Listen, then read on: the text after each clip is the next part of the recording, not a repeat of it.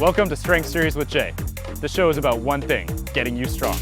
So join me as I lead you through 12 progressive workouts that will have you overcoming the impossible in no time. Welcome back to Strength Series. We're almost there now. We're on the second to last episode. We're going to start loading our Turkish get-ups and we're going to start pushing those chin-ups. So Val's going to set up like we did last time. She's going to do a Turkish get-up. I'm not going to go through all the finer points, but we're going to show you what it's like with a kettlebell. So at first, actually, I'm not going to hand it to you. You're going to come over, cradle it like a little baby like last time. Good. Press up. Nice.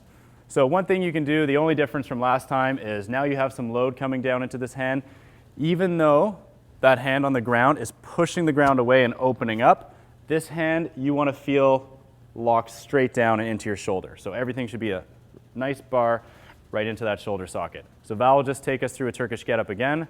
So posting up to elbow is 1, hand is 2, get that shoulder way back and open, there you go. High bridge 3, knee right under hip, so you can scooch it over just a little bit more, there you go. Weight comes towards me and into that hip, perfect. Right up, nice work Val, and then in reverse. Good, just windshield wiper, perfect. That should come one step earlier, then into the high bridge, elbow, and push the ground away to lower. Perfect, and then lower it safely. Nice. Okay, so when you're doing that at home, this is gonna serve just as a warm-up. Previously, you should have practiced it. You should be pretty good at it at this point.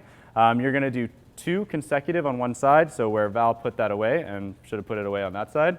She's going to do 2 reps in a row. It's okay, you can leave it there. And then put it down, do 2 reps on the other side, and that's it. And then we're going to move straight on to chin-ups. Okay, once you're finished with Turkish get-ups, again, we're going to go back to chin-ups and presses. What we're going to do this time is it's something called ladders. It's a bit confusing your first time, but you're going to do just a single chin-up, a single push press, which I'll coach. Then you do 2, 2, 3, 3 before you start over again. And so that way you should be able to do at least 3 before you even start this. So those 1 and 2s are just kind of getting sandwiched in and you're getting extra reps in. So what Sarah's going to do is she's going to set up. We're going to start the ladder now. She's going to do 1 perfect, crisp, single rep. Nice work. And down. And since this should be not at your max, again, Sarah could do 3 or more, you should not be exhausted when you come to the push press. So now that she's in the push press, you're going to bring that in just a little tighter. You're going to pretend you're in a plank. It should look exactly like a plank. So grip is tight, belly's tight, bum is tight. And the push is going to be a little bit of leg drive to get the bells moving, but she's going to push through them to lock them out. Perfect. And then you can put them right back to the ground. One thing people tend to do is either overthrow them and then catch too hard, which is hard on the elbows. So if you're doing that, you could probably go even heavier. Or shooting the ribs forward and being really lazy with your belly. So you need to be nice and tight, and then it's a crisp push that would just get it to about your ears, and you drive through to finish the rep nice and clean. So again, she's going to rest as needed. Then you go and do the second rung of the ladder, which will be 2 reps.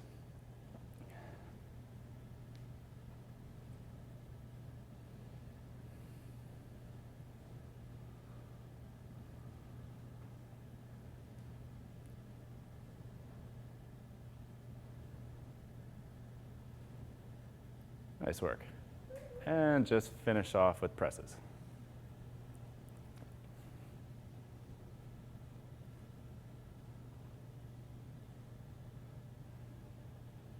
Good. And ribs are staying down. Biceps are finishing by ears. Perfect. That's 3. Okay.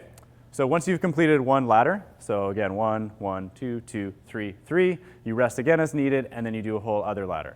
Once you get 3 of those, or I guess your goal is to get 3 of those fully before you move on, and you can even build up as high as 5. So again, we're just building volume. We're not doing any more reps than 3. At this point, you should be able to comfortably do, I'd say, a minimum of 3 reps before you start doing ladders, but 5 reps would be even better. Anyways, now that we're done that, we're going to move on to swings yet again. Okay, for our conditioning, we're going to do swings as well. We're not going to do active recovery like we did in the last episode.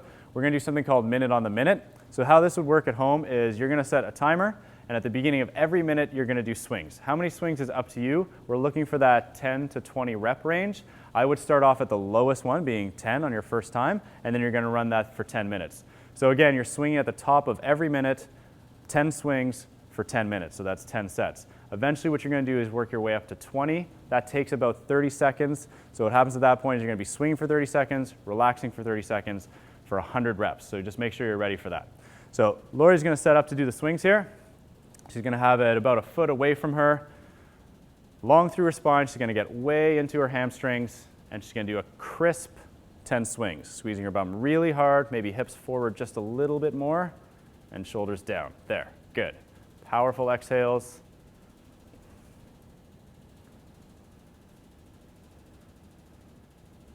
Perfect, and that goes down.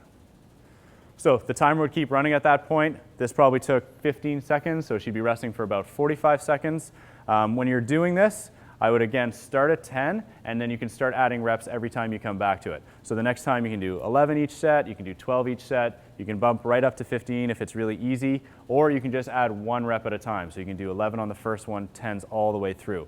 So you just want to make sure every rep is crisp and you don't feel like you're just getting into your back and just heaving on that to get all 20 done. Okay, so let's just pretend 45 seconds went by. Nice work. Good. Yeah, keep your shoulders down.